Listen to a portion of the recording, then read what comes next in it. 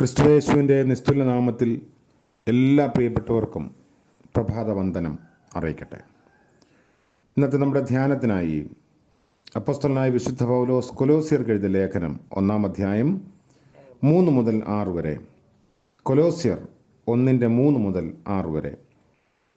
സുവിശേഷത്തിൻ്റെ സത്യവചനത്തിൽ നിങ്ങൾ മുൻപ് കേട്ടതായി സ്വർഗത്തിൽ നിങ്ങൾക്ക് സംഗ്രഹിച്ചിരിക്കുന്ന പ്രത്യാശ നിമിത്തം ക്രിസ്തുയേശുവിൽ നിങ്ങളുടെ വിശ്വാസത്തെയും സകല വിശുദ്ധന്മാരോടും നിങ്ങൾക്കുള്ള സ്നേഹത്തെയും കുറിച്ച് ഞങ്ങൾ കേട്ടിട്ട് നിങ്ങൾക്ക് വേണ്ടി പ്രാർത്ഥിക്കയിൽ എപ്പോഴും നമ്മുടെ കർത്താവായ യേശു ക്രിസ്തുവിൻ്റെ പിതാവായ ദൈവത്തിന് സ്തോത്രം ചെയ്യുന്നു.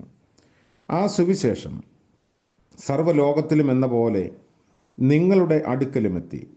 നിങ്ങൾ ദൈവകൃപയെ യഥാർത്ഥമായി കേട്ടറിഞ്ഞ നാൾ മുതൽ നിങ്ങളുടെ ഇടയിൽ എന്ന പോലെ സർവ്വലോകത്തിലും ഫലം കായ്ച്ചും വർദ്ധിച്ചും വരുന്നു. കർത്താവിൻ്റെ പരിശുദ്ധ നാമം വാഴ്ത്തപ്പെടുമാറാകട്ടെ.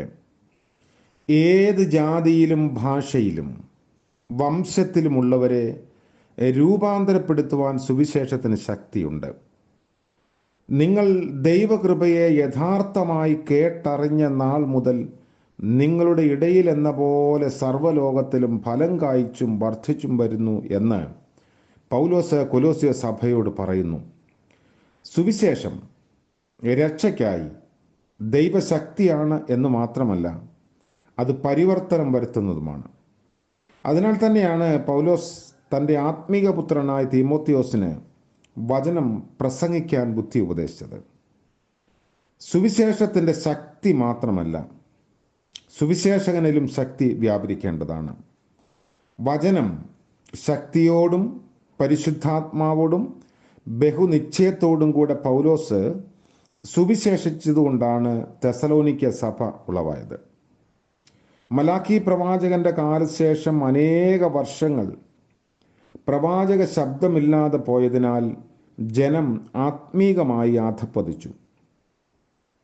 ആരാധനയും യഹൂദ മതഭക്തിയും തുടർന്നു കൊണ്ടുപോകാൻ യഹൂദ പൗരോഹിത്യ വർഗത്തിന് കഴിഞ്ഞു. എന്നാൽ ജനത്തെ അനുതാപത്തിലേക്കും മാനസാന്തരത്തിലേക്കും നടത്താൻ അവർക്ക് കഴിഞ്ഞില്ല. ആ കാലങ്ങളിൽ ദൈവം ഉപയോഗിച്ച ഒരു മനുഷ്യനാണ് യോഹന്നാൻ സ്നാപകൻ. നാസീർ വ്രതക്കാരനായി ആത്മനിറവുള്ളവനായി ശുശ്രൂഷയ്ക്ക് അവൻ പുറപ്പെട്ടു.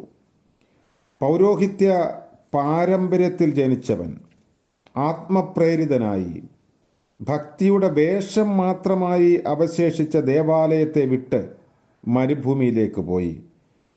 ദൈവത്താൽ ഒരുക്കപ്പെട്ട യോഹന്നാൻ ഏലിയാവിൻ്റെ ആത്മാവിലും ശക്തിയിലും കർത്താവിൻ്റെ വഴിയൊരുക്കാൻ വന്നു.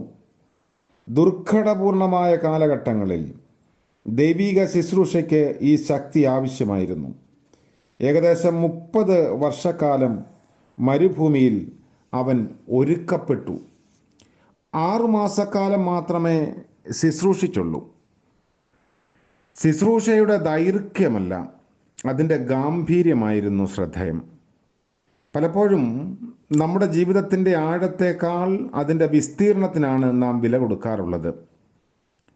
ചുരുക്കം കാലഘട്ടത്തിലെ ശുശ്രൂഷ വലിയ മാറ്റങ്ങൾ വരുത്തി. യെരുശലേം മുതൽ യഹൂദ്യ ദേശമൊക്കെയും യോർദാൻ്റെ ഇരുകരയുമുള്ള എല്ലാ നാട്ടുകാരും പുറപ്പെട്ട് അവൻ്റെ അടുക്കൽ വന്ന് തങ്ങളുടെ പാപങ്ങൾ ഏറ്റുപറഞ്ഞുവെന്ന് മത്തായി 3:5 കാണുന്നു. അപ്പോൾ ദൈവശക്തിയുടെ പ്രഭാവത്തിൽ ജനം ആകർഷിക്കപ്പെടും എന്നുള്ളതിന് അത് ഉദാഹരണമാണ്. ജോൺ വെസ്ലിയെക്കുറിച്ച് അനേക ഇടങ്ങളിൽ നമ്മൾ വായിച്ചിട്ടുണ്ട്. ആത്മനിറവോടുകൂടി ശുശ്രൂഷയ്ക്ക് പുറപ്പെട്ടപ്പോൾ അനേക വേദികളും ദേവാലയങ്ങളും അവന് അടയ്ക്കപ്പെട്ടു എന്ന് ആരംഭകാല ശുശ്രൂഷയുടെ ഒരു സാക്ഷ്യമാണ്. എന്നാൽ കേവലം ഒരു പെട്ടിയുടെ പുറത്ത് കയറി നിന്നുകൊണ്ട് ആത്മനിറവോട് ശുശ്രൂഷിച്ചപ്പോൾ ജനം അടുത്തുകൂടിയെന്ന് അദ്ദേഹത്തിൻ്റെ ചരിത്രത്തിൽ വായിക്കുന്നു. യോഹന്നാൻ്റെ ജീവിതത്തിൽ ഉണ്ടായിരുന്ന ആത്മനിറവും ആത്മശക്തിയും എവിടെ നിന്ന് ലഭിച്ചു എന്ന് ചിന്തിക്കുമ്പോൾ യോഹന്നാൻ തൻ്റെ ശുശ്രൂഷ രംഗങ്ങളിൽ ഒരത്ഭുതം പോലും പ്രവർത്തിച്ചില്ല. അത്ഭുതങ്ങളും അടയാളങ്ങളും വീര്യപ്രവൃത്തികളും ദൈവശക്തി വെളിപ്പെടുത്തുന്ന അവസരമെങ്കിലും ദൈവശക്തി ഇവയിൽ മാത്രം ഒതുങ്ങി നിൽക്കുന്നില്ല. ഏലിയാവിൻ്റെ ആത്മാവോടും ഏലിയാവിൻ്റെ ശക്തിയോടും കൂടെ വന്ന യോഹന്നാൻ്റെ ജീവിതത്തിൻ്റെ 3 പ്രത്യേകതകൾ എന്ത് എന്ന് ചോദിച്ചാൽ, ഒന്ന്, വേർപെട്ട് നിൽക്കാനുള്ള ശക്തി യോഹന്നാന് ലഭിച്ചു. യോഹന്നാൻ ഒരു ജീവിത വേർപാടുണ്ടായിരുന്നു. അവൻ്റെ പാരമ്പര്യത്തിൽ വലിയ കുഴപ്പം വരുത്താതെ മുൻപോട്ട് പോയപ്പോൾ തൻ്റെ ശുശ്രൂഷയ്ക്ക് ആഴമായ വേർപാട് ആവശ്യമാണ് എന്ന് മനസ്സിലാക്കി അവൻ മരുഭൂമിയിലേക്ക് പോയി. ഭൗതികമായ അന്തരീക്ഷത്തിൽ നിന്ന് വേർപെട്ട് ദൈവത്തോടുകൂടെ മരുഭൂമിയിൽ ജീവിക്കാൻ അവൻ തീരുമാനിച്ചു. ഏകാന്തതയിൽ അവന് ദൈവശക്തിയും ദൈവ സന്ദേശവും ലഭിച്ചു. 2, ഏകനായി നിൽക്കാനുള്ള ഒരു ശക്തി അദ്ദേഹത്തിനുണ്ടായിരുന്നു. ഭൂരിപക്ഷത്തോട് ചേർന്ന് നിൽക്കുകയും നിലവിലുള്ള ചിന്താധാരയിൽ ഒഴുകിച്ചേരുന്നതുമാണ് എളുപ്പമാർഗം. ഇന്നും അങ്ങനെയാണ് നമ്മിൽ ബഹുഭൂരിപക്ഷവും ചെയ്യുന്നത്. ഏകദേശം 400 വർഷക്കാലം ഒരു പ്രവാചക ശബ്ദവും കേൾക്കാനില്ലാതിരിക്കെ ഏകനായി സമൂഹത്തിനെതിരെ, അനീതിക്കെതിരെ, അധർമ്മത്തിനെതിരെ യോഹന്നാൻ ശബ്ദമുയർത്തി. കർണരസമാകുമാറ് കേൾവിക്കാരിൽ താല്പര്യം ജനിപ്പിക്കുന്ന സന്ദേശമല്ലായിരുന്നു അത്. അവൻ മാനസാന്തരത്തിൻ്റെ സുവിശേഷം ആത്മശക്തിയോടുകൂടെ അറിയിച്ചു. ഏലിയാവ് ബാലിൻ്റെ പ്രവാചകന്മാരുടെ നടുവിൽ ഏകനായി നിന്നു. പൗലോസ് പറയുന്നത്, എൻ്റെ 1-ാം പ്രതിവാദത്തിൽ എനിക്ക് ആരും തുണനിന്നില്ല, എല്ലാവരും എന്നെ കൈവിട്ടു. 2 തീമോഥെയോസ് 4-ാം അധ്യായത്തിൽ പൗലോസ് പറയുന്നതാണ്. അധികാരവും പ്രശംസയും ലഭിക്കാനുള്ള ആശ മനഃപൂർവ്വം വെടിയാനുള്ള ആത്മശക്തിക്ക് മാത്രമേ ഏകനായി നിർത്താൻ കഴിയുള്ളൂ. ഫലകരമായ ഒരു വിദേശ പര്യടനം കഴിഞ്ഞു വന്ന സാധു സുന്ദർ സിംഗിന് മദ്രാസിൽ ഒരു വലിയ സ്വീകരണം ക്രമീകരിച്ചിരുന്നു. അതറിഞ്ഞ് അദ്ദേഹം മനഃപൂർവ്വം അതിൽ നിന്ന് മാറിപ്പോയി എന്ന് ഒരു ചരിത്രമുണ്ട്.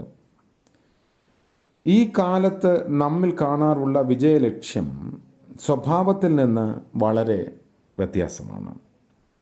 3-ാമത് യോഹന്നാൻ്റെ ഒരു പ്രത്യേകത കഷ്ടത അനുഭവിക്കാനുള്ള ഒരു ശക്തിയായിരുന്നു. കഷ്ടതയെ ഒഴിഞ്ഞു മാറുകയല്ല, എളുപ്പമാർഗത്തിൽ തിരയുകയല്ല, ദുരിതങ്ങളുടെ പാതയിൽ ധൈര്യസമേതം യോഹന്നാൻ മുന്നേറുന്നതായിട്ടാണ് കാണുന്നത്. ക്രിസ്തുവിനെ വിശ്വസിക്കാൻ മാത്രമല്ല, കഷ്ടത അനുഭവിക്കാനും വരം നൽകിയിരിക്കുന്നു. അതുകൊണ്ട് യോഹന്നാൻ ഒരു സൂര്യനെ പോലെ ചുരുക്ക കാലങ്ങളിൽ നന്നായി സുവിശേഷത്തിന് വേണ്ടി ജ്വലിച്ചു. വിശുദ്ധ പൗലോസ് അതുകൊണ്ടാണ് ദൈവശക്തിയുടെ പ്രഭാവം കൊലോസ്യ ലേഖനം 1-ാം അധ്യായം ആരംഭ ഭാഗത്ത് സൂചിപ്പിക്കുന്നത്. സുവിശേഷം ഇന്നും നമ്മെ ജീവിപ്പിക്കുന്നതാണ്. അതിൻ്റെ ശക്തി ഒട്ടും ചോർന്നു പോയിട്ടില്ല. എന്നാൽ അത് എല്ലായിടങ്ങളിലും എത്തിക്കാനുള്ള സാധ്യതകൾ നമ്മുടെ മുൻപിലുണ്ട് എങ്കിലും അതുപോലെ അത് പ്രചരിപ്പിക്കപ്പെടുന്നില്ല എന്നതാണ് വാസ്തവം.